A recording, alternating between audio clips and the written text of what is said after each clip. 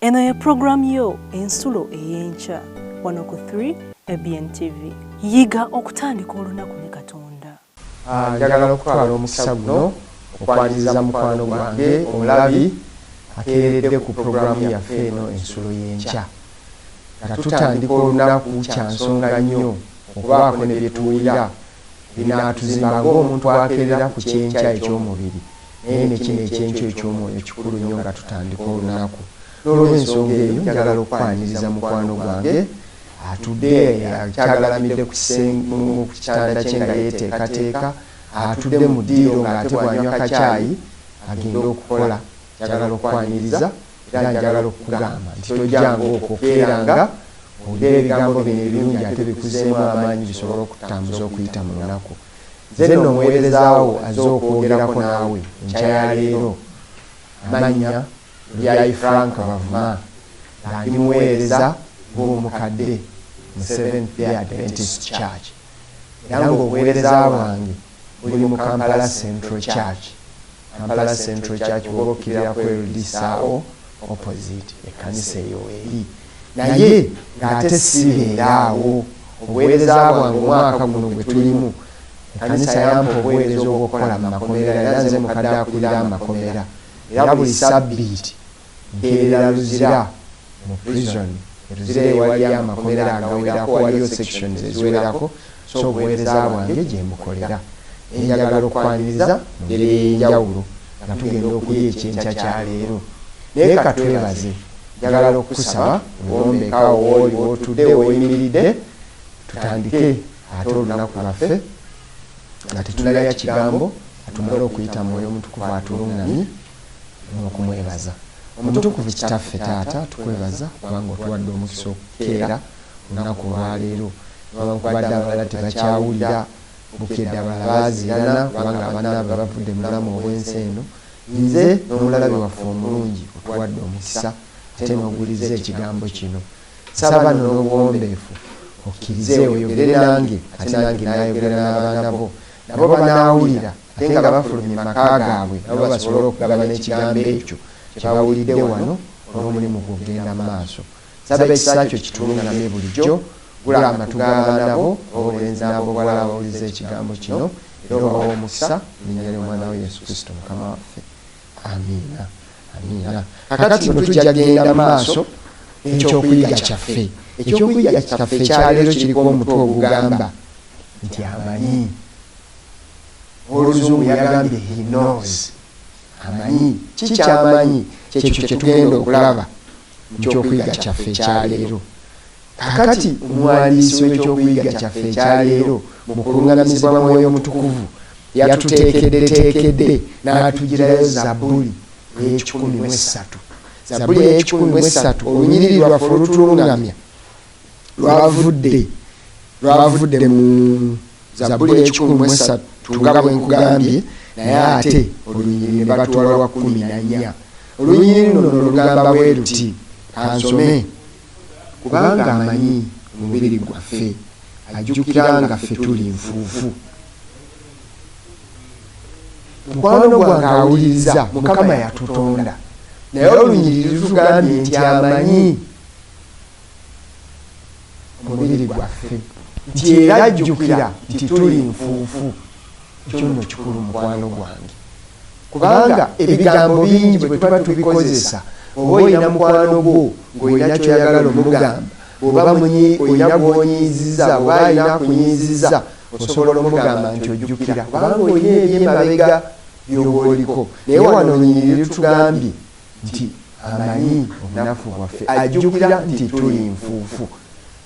Mikwano gyange oluusi tugenda ne twerabira nga tutambula mu nsi eno tukola kino waliwo mukwano gwange andaba oba olina gw'omanyi nga Mukama amuyimusizza kaafunye obugagga afunye abaana ab'ebitiibwa oba oliawo afunye ebitiibwa naye ffe ng'abantu tulina we tutuuka ne twerabira nti tuli nfuufu. Naye Mukama Dawudi ng'awandiika yagamba nti Mukama amanyi era Dawudi ekyamuzaamu amaanyi okutambula ne Mukama era ebigambo Mukama byayogera ku Dawudi abamu mu bimanyi mwali mu bisomyeko nga Mukama awanana Dawudi oyo. Mu Luzungu bagamba nti is a man after my own heart. nti Dawudi ye musajja akola ebintu ebisanyusa Mukama ate nga nze naawe tukimanyi nti Dawudi yalina obuzibu bwe. Dawudi yali muntu nga nze era no mukwano gwange ekyo nze kinzizaamu amaanyi bwe nsoma ku basajja bano nga Dawudi n'abalala eri mu Bebulaniya mu ssuula ey'ekumi nziramu amaanyi kubanga ffenna tugenda ne tuseerera ne tubonaabona ne tugwa. Waliwo olwogamba leero kino sijja kukikola sijja kwegomba naye olw'embeera gye tulimu ogenda okwesanga ng'oseeredde mukwano gwange. Naye omuwandiisi omu Omungereza gwe bayita Charles Spurgeon yawandiika ku Zabbuli ya Dawudi eno. Alina ekitabo kye yawandiika, ekitabo ekyo nga kigamba mu Luzungu yakiwa omutwe ogugamba The Treasury of David, nti obugagga bwa Dawudi, naye ng'abujja mu Zabbuli zino kuba Dawudi mukimanyi nti yawandiika ebintu bingi.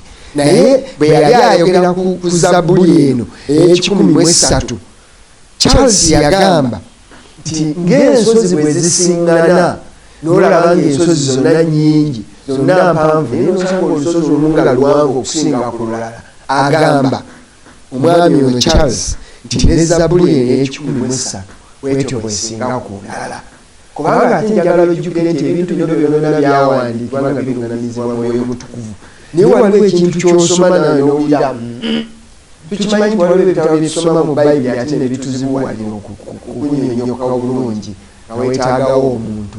Naye ate wano mu ngeri efaanana bw'eti yo bwe tutunuulira Zabbuli eno olabira ddala nti bw'ogisoma ogitegeererawo ne bw'obanga obadde toli muyizi wa Bayibuli naye ne bakusomera ennyiriri zino nti amanyi obunafu bwaffe ajjukira tituli nfuufu. Kitegeeza ekyo naawe osobola okukirabirawo nti ajjukira ye mutonzi waffe. Dawudi gw'alifaaningako wano n'amwogerako bulungi. Naye omwami ono ng'ayogera ku Zabbuli eno aginnyonnyola obulungi bwayo. Naye omuwandiisi yatugiddeyo ebigambo ebimu wano bye yalabye nga bikulu kubanga amanyi omubiri gwaffe ajjukira nga tuli nfuufu. Kitegeeza mukwano gwange omulungi nti newankubadde olemwa tulina ebintu bye tusalawo okukola mu bulamu n'ogamba kino ekibi nkiwangudde ate nze nkyaddamu ebyo. Kakati njagala okukozesa ekyokulabirako kye mumanyi obulungi abasinga abaali banyudde ku mwenge oba baali babaddeko n'omuntu anywa ku mwenge. Tukimanyi nti omwenge si kintu kirungi nnyo okuba nti abangi bagukozesa mu biseera byabwe eby'emirembe nga bawumuddemu, ate abalala bagukozesa nga bafunye ebizibu. Yawaayi bwe ngunywa ngenda n'empeweeramukko. Naye Bayibuli egamba nti omwenge mukudaazi guleekaanya omulyoolyomi. So kitegeeza nti omwenge newankubadde abamu bakozesa ennyiriri nnyingi bagezaako gulungiya, naye Bayibuli gyensoma eno naawe gy'osoma oba gy'olina mu ddiiro lyo tegukkiriza. Naye kyenjagala obagirayo nti waliwo abantu bambi abategedde nti gwabulabe kama tagwagala tuguteeka emibiri gyaffe gwono, naye ate gwabulabe eri obwongo bwaffe bambi bagezaako guvaako. Era oli n'afuba n'olaba ng'agezezaako n'akola n'ewabaawo ne celebration n'agamba nti mpezeza wiiki namba nga sikwata ku mwenge ndabika ngwangudde, naye munange aba akyatambula ali awo n'okomawo ate olunaku olulala nga yanafuye. Ewano omuwandiisi Dawudi atugamba nti amanyi waliwo oluusi lwe tugwa mu bizibu ebifaanana bwe bityo omubiri ne gukusinga amaanyi. Abalala babonaabona n'akasegereeti n'akanywa n'agenda n'anywa n'eddagala limunamuyamba okavaako. Oluusi omusawo yakaganye nti segereeti ono akubiriddeko obuzibu muveeko. Bambi omuntu n'agezaako oba oliawo olu n'alowooza nti awangudde ekizibu ekyo, naye abaali awo ng'awulira eggwoowo ng'awaliwo akanywera emitala, omutima ne gumusikaasika ne gumuwalawala okukkakana ng'atuuse wekalira n'asikako. Kyanaku nti omubiri gwaffe bwe gutyo bwe gwanafuwa. Olugero omwana w'omuntu bwe lwayonoona, jjajjaffe Adamu yayonoona, bwe tutyo bwe twafaanana. Naye Dawudi atuzaamu essuubi wano nti amanyi omubiri gwaffe era ajjukira nti tuli nfuufu. Kubanga enfuufu yenementuka, njagala okukikwasaganya bwentyo, enfuufu efuumuuka tesobola kubeera ng'eriso liryawo era oba onogijjamu ekyamaanyi abamu bakubamu buloka ne bagisibamu ate n'okugyokya ne bagyokya naye oba oliawo nga kufumuseeko ki ebintu ebirala naye Dawudi mu Zabbuli eno agezaako okunnyonnyola ekisa kya Mukama gye tuli obamu akafaananyi olabe Mukama gy'akugye mu kisa kye mu kwagala kwe akuwambaatidde mu mbeera yonna wano Dawudi kyagezaako tulaga era we yafunira amaanyi newankubadde nti ndiwe nti nze nga Dawudi newankubadde nti oliwo otyo gwe Joan ng'owuliriza newankubadde ng'oliwo otyo gwe James naye Mukama akumanyi naye obuvunaanyizibwa bwaffe bwe bulwa wano bwe njagala okugyayo titulina obuvunaanyizibwa okumanya nti waliyo akumanyi ggwe ekyo kikulu kya nsonga bw'omanya nti waliwo omuntu akumanyi tutera okukubiriza abantu oba abantu fenna tukubirizibwa nti mu nsi muno bw'oba otambula obeereyo ne mukwano gwo nga mukwano gwo asobola okutegeera omwami omwe ennaku ezo nalaba ka WhatsApp nga bamubuuza nti ani mukwano ani gwenyinza okutwala nga mukwano gwange n'ayogera ebigambo bino n'agamba bw'oba olina omuntu ng'asobola okuyamba mu kizibu kyo oyo mukwano gwo oba olina omuntu ng'asobola okuyimirira naawe ng'oli mu mbeera embi oyo mukwano gwo oba olina omuntu ng'amanyi nti wakoze ensobi naye era n'ayimirira naawe oyo gwoba ofuula mukwano gwe abeere ng'asobola okutegeera kyekyo bameka ku mmwe waliwo ekyokuyiga mu mikwano gyange bameka ku mmwe ng'otudde awo ng'olinayo mukwano gwo nti bwe mba neetaaga omutwalo gwa ssente bwe naakubira Joshua ajja kugomba oba bw'anaaba tagumpadde asobola n'okugenda siteepu endala ate n'agwewola agufune nsobole kukola ki okuva mu kizibu kino bameka ku mmwe nga bwe banaba bakubuulidde tibavuma yakoze kino ate nawe n'okakasa nti yakikoze nga togenda kwegatta ku bali bamwogerako ebigambo ebirala nti musajja atuswazizza omuweereza n'akola bw'ati oba omusajja omukulu n'akola bw'ati oba omukazi omukulu nedda weetaagayo omuntu afaanana bw'ati naye amawulire amalungi ne bw'oba tomulina kubanga ffe abantu tuli bantu oli omulala yagamba nti ombuulira ekyama kyonze gw'osuubira okukitereka ekyama kikyo naye naawe kikulemye okutereka ate okiwanze nsobola okukitereka kitegeeza gwe wenyini nanyini kyoba okigambira nti naye kankubuulire kino nno kyama tukibuulira kitegeeza naawe kikulemeredde okukola ki okutereka kakati ate muno gwekiwa second pattern akitereka ekyo kirowoozeeko abamu abagenda ne baga nti ekyama kankikuwe naye amawulire amalungi mu nsonga eno ebyagala okuwa nti newankubadde ng'omuntu oyo ayinza okukolayo oba muyinza okubituuka ekiseera ekimu n'akuvaamu ayi gundi gwe nakigambye kwate kyatambudde n'ogwamu amaanyi olina mukwano gwo Yesu Kristo gwe njagala okuwa amakya ga leero ng'ogenda mu struggles ng'ogenda okukakaalukana mu mirimu gye egya bulijjo abamu bw'osituka awo bw'ovaawo ng'omaze okundaba ogenda kubanja abalala bw'ogenda wali abakubanja bajja naye ne bw'onaabannyonnyola sente tonazifuna abalala bagenda kuwa police summons kubanga weetaaga ezisasula ate bo tebakyalina bugumiikiriza naye ate ekirala ne bw'oba obalimba era tebategeera naye olina omuntu akutegeera olina omutonzi wo tulina taata waffe atutegeera nti atukwatibwa ekisa nga tuli mu kunyigirizibwa omuwandiisi yagambye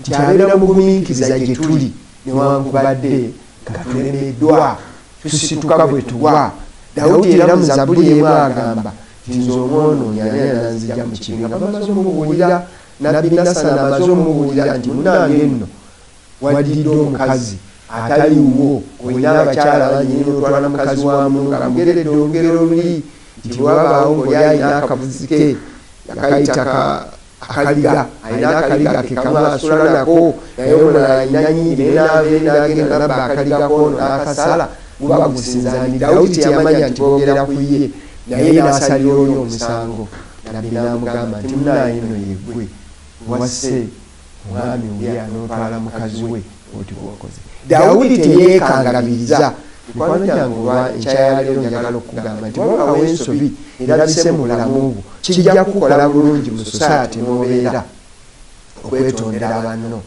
bw'oba olina mwami wo olina mukyala wo ng'olina kyokoze n'okiraba nga Dawudi bwe yalaba nti nkoze ensobi Mukama onsaasire ani anondokola okunzigya mu mubiri guno gw'ekibi. Yesu Kristo yajja okukulokola kubanga ye bwe yalaba nga tulemereddwa Katonda mu kisa kye n'asindika omwana we omuyika Yesu Kristo ng'olunyiriri Yokaana 3:16 bwe lutugamba nti yawaayo omwana we oyo ffe twebalamu tufune obulamu obutaggwaawo.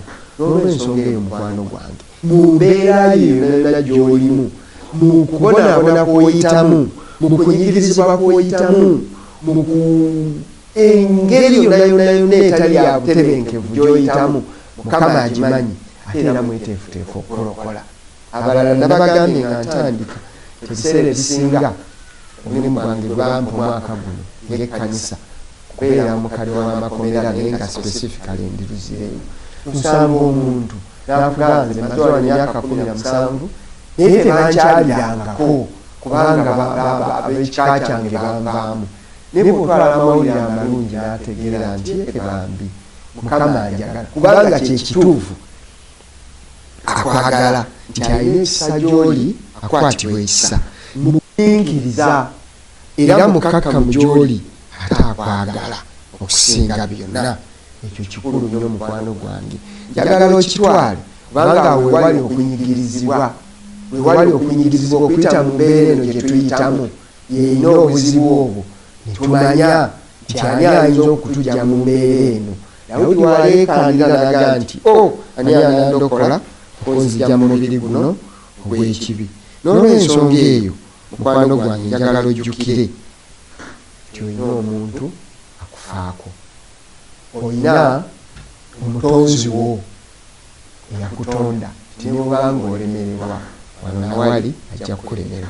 Kozi kisembayo kyenjagala okussaako essira nti twetaaga okuwaayo omutima gwaffe. Oba ne mukwano gwo nga tomweyabiza n'ategeera atya nti olina ekizibu?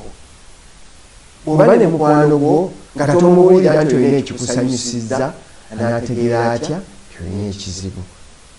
Ng'omwandiisi bwe yatuŋŋamizza, omwandiisi gwe tulabyeko Charles Spurgeon nti Dawudi yawandiika Zabbuli nyingi naye emu ku zisinga okubeeza enkizo nti esinga nga bwe ziri ensozi ng'ensozi bwe ziri nti waliwo olusinga ku lunne waalwo n'eno esinga ku zinne waazo, nti awo weewali ekinyusi ky'obulokozi bwaffe, weewali okwagalibwa kwaffe, weewali essuubi lyaffe. Era awo we tugenda Ellen G. White wawandiika mu kitabo kyekimu atugamba nti mu ggulu gye tugenda nga tutuuseeyo waliwo ebintu eby'enjawulo bye tugenda okulaba, naye surprise zigenda kuba 3. Ekisooka gwe wennyini andaba, gwe ogenda kusooka weewuunye n'ogamba nze ntuuse wano, nze ndi muggulu, kubanga gwe weemanyi. Toyinza kulimba mutima gwo. Osobola okubuzaabuza abantu b'ekkanisa mw'osinziza, osobola okubuzaabuza ab'omumaka go nabaga tulina taata omulungi, omukyala n'aga nina omwami omulungi, n'omwami n'agamba nina omukyala omulungi. Ne mu byalo gy'otambulira ne mu mirimu gy'okolera nabaga tetulina mukozi afaanana bw'ati, naye waliwo ky'otayinza kulimba mutima gwo gwe. Era gwe bw'otuuka ne weevamu akafaananyi waliwo by'omanyi ate ng'ekyo kyama kyo gw'okimanyi. Naye bwe kiba wakati wo ne Katonda, kakati Katonda bw'anaakulokola okuyisaamu ebyo ebintu byonna by'ositwagolinga nabyo, mukwano gwange onootuuka mu ggulu ojja kwekwata nako ogambe yenze atuuse wano, awo ojja okujjukira amaanyi ga Katonda bwe gali ery'obulamu bwaffe. Bw'onootuukayo ojja kujjukira kubanga gw'omanyi kiki ky'oyitamu, omanyi biki by'okola nga teryakulaba okujjako Katonda omutonzi wo. Ekyo kigenda kubeera surprise n'abeemu, otegeere nti omusaayi gwa Mukama ogwayiika, omusaayi gwa Yesu Kristo ogwayiika gundokodde. Surprise n'abeemu. Ey'okubiri, waliwo abantu ogenda okusanga mu ggulu ogambe nti n'ono ali wano Sabbiiti 2 emabega nali eri Yeruzalemu Upper Prison mu condemn section, njogera n'emikwano gyange abali oba condemn section. Bagamba nti kakati oyise mu makooti gonna naye omusango gwali gukwatiddwa gwali gwakutta muntu ebiseera ebisinga. Era omulamuzi bw'agenda okuyita mu nsonga zo zonna n'awuliriza obubaka obwereeteddwa n'awuliza obujulizi obuleeteddwa okuva ku ludda oluwaabi n'okuva kwabo abakulumiriza n'akkiriza oba n'abeera nga takyalina kubuusabuusa nti wakola ekintu ekyo ate wakikola ng'okirowoozezaako n'olw'ensonga eyo tokyasaana kubeera mulamu mu mbeera yonna n'olw'ensonga eyo n'akusalira kibonerezo ekyokufa. Kakati n'abantu abo bw'abali eno ebbali ne mulowooza nti gundi bamusiba yasalako omwana obulabu yatemako omukazi w'omutwe oyo naye ojja musanga mu ggulu. Surprise namba 2 era bw'onoomulaba ngambire nono ali wano ogenda okutegeerera ddala nti Katonda bye yatugamba byali bya nsonga. Ekyokusatu ate nga kyekisembayo kwe kunoonya omubulizi w'enjiri oyo, kwe kunoonya omusajja oli gwe nkugambyeko, omukazi oli eyali omulungi gy'oli, nga bw'oba weetaaga nsimbi akuyamba, bw'oba weetaaga okusabirwa ewuyo kikafuwe mwaba mulemu abasumba baffe. Naye omuntu akuinsipayarinze okutegeera Mukama, okutegeera ki ky'olina okukola okufuna obulokozi n'omunoonya, kubanga gwe obeera awo era bw'olituuka ng'omaze okufuna surprise namba emu nga gy'oli ogenda kunoonya oyo omugwe mu kafuba, oba oli awo yakubuulira n'enjiri owasinziira ofuna obulokozi era nga kati ogwanidde oli mu ggulu eryo. Eyo surprise yesembayo omunoonye nga tomulaba. Naye Mukama mulungi nti ajja tulagako lwaki omuntu oyo oli awo tali awo, olyoka otegeere nti omusango gwe ngeri bwe batugamba mu Revelation nti gwa nsonga. Mukwano gwange njagala okwebaza Mukama olwo byawandiikibwa bino bituzaamu amaanyi, era nga tumaliza obubaka bwaffe bw'enkya ya leero bw'ofuluma njagala otegeere nti struggle ezo z'oyitamu Mukama ali naawe, nga tolina ngeri gy'onookinnyonnyola muntu akitegeere nti walemeddwa mu ngeri emu oba endala, Mukama wo akumanyi. Olunyiri lwatugambye nti amanye emibiri gyaffe era ajjukira nti tuli nfuufu. Enfuufu ki kyeyinza okwekolera okujjako eyagikozesa n'agifuula omuntu n'akuteekamu omukka y'ayinza okukutaasa kuva mu mbeera eyo. Nsaba Mukama atusaasire nga tufuluma nga tuzeemu amaanyi amakya leero. Gwali ku buliri awo ng'olumizibwa nga wootulabira otudde mu ntebe yo oli ku nsolo y'enkya ng'oyagala okuddamu amaanyi, jjukira olunyiriri bwe lutugambye nti ajjukira akumanyi, amanyi omubiri gwo n'ajja kukususa kuba amanyi nti oli nfuufu. Naye ekisinga obukulu nti waayo obulamu bwo, kubanga tuli nfuufu nga Bayibuli bw'etugamba gye twava ate era gye tukola ki, gye tuddamu. Ensonga eyo ne bw'aba ng'asazeewo nti omwana wange kaawumula, wummula nga weeteekedde Bwakabaka obugenda okujja. Mikwano gyange tugenda kukomaawo n'ekyokuyiga kyaffe ekyaleero, naye nga tonnasimbulawo awo kankuyite era tuwombeeke olw'okwebaza Mukama. Oli mutukuvu Kitaffe ow'ekisa, tukwebaza kubanga otujjukiza kuyita mu Bayibuli ne mu byawandiikibwa eby'enjawulo n'experience ze tuyitamu nti otumanyi, omanyi entambula zaffe, omanyi nga tuyingira era omanyi nga tufuluma. Enteekateeka z'abaana bo ze balina mu bwongo bwabwe amakya ga leero nga bagenda okukola emirimu egy'enjawulo zimanyi. Abagenda okubanja sookayo, abagenda mu makooti olw'ensonga ez'enjawulo nabo basookeyo abasalira omusango gw'ensonga. Taata omulungi n'abo abagenda abanoonya emirimu nabo bamanyi. Ate naffe engeri emu ey'enjawulo abasituragolinga olw'embeera y'ensi, taata omulungi nsaba otukwatibwa ekisa nga bwe watusomesa kyonoobeerangamu naffe, naye okusinga byonna kkiriza tukuwe obulamu bwaffe ate obukozese nga bw'oyagala olw'okwesa erinnya ly'ekitiibwa n'okukola ebyo by'oyagala. Ffenna wamu nga tumaze okuwulira ebigambo bino n'okugenda okunoonya ebyensi ebinaatuyamba okutambula obulungi, tuteeketeeke olw'Obwakabaka bw'obugenda okujja okwe kwegayirira kwaffe n'obuwombeefu nga tuyita mu nnya ly'Omwana wa Yesu Kristo Mukama waffe. Amiina. Mukama abawe omukisa, abakuume olunaku olulungi. Yiga okutandika olunaku ne Katonda.